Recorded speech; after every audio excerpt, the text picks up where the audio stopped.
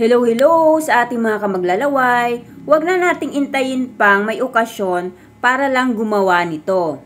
Kaya ilabas mo na yung 1 taon mo pang naka-stock na mga sangkap dyan. Hindi mawawala itong ating main ingredients na ating manok. Atin lamang itong ilalaga hanggang ito ay maluto. Bali nasa 1 kilo ito para mas masarap yung ating gagawin. At kapag luto na nga ito ay pwede na natin itong tanggalin at iset aside lang muna natin. At itong pinagkuluan nga nito ay wag nating itatapon kasi dito natin lulutuin yung ating pasta or yung ating elbow macaroni.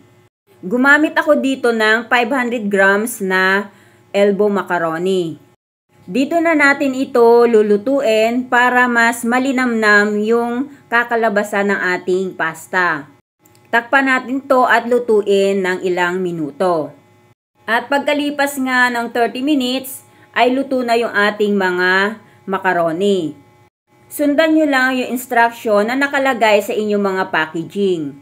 Iwasan din natin ito maging overcook para hindi maging lata yung ating mga pasta. Pangit kasi ang texture nito pag nasosobrahan ng luto. Maglalagay din tayo dito ng 1 pirasong malaking carrots. Then yung ating pineapple tidbits. Next yung ating cheese.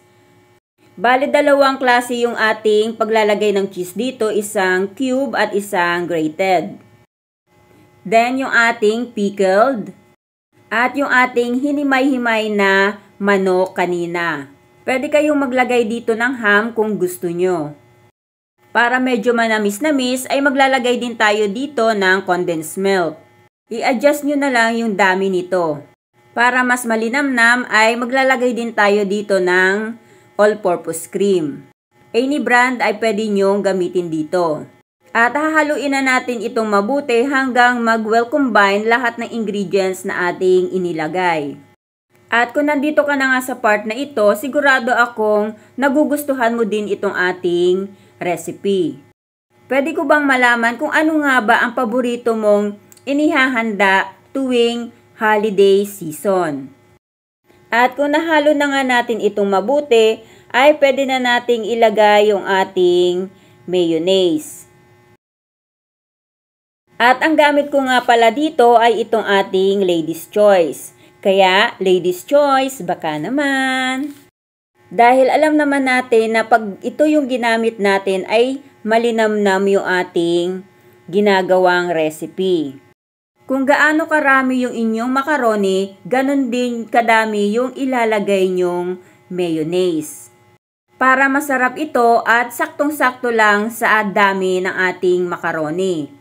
Dahil hindi ito magiging dry habang pinapalamig natin ito sa ating mga chiller.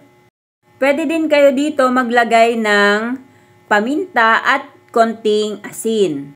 Basta titikman nyo na lang na naaayon sa inyong panlasa. Maglagay din kayo dito ng pasas bago natin ito ilagay sa ating mga chiller. Masarap kasi itong kainin kapag medyo malamig na. And after 3 hours, malamig na itong ating chicken macaroni. Napaka-creamy nitong ating ginawa. Kaya hindi mo na kailangang magtiis pa na may okasyon para lang makatikim nito. Pwede ka namang gumawa ng konti lang nito para masatisfied lang yung cravings mo sa ganitong recipe. Kaya subukan nyo na to mga kamaglalaway. Thank you for watching. Bye-bye. God bless everyone.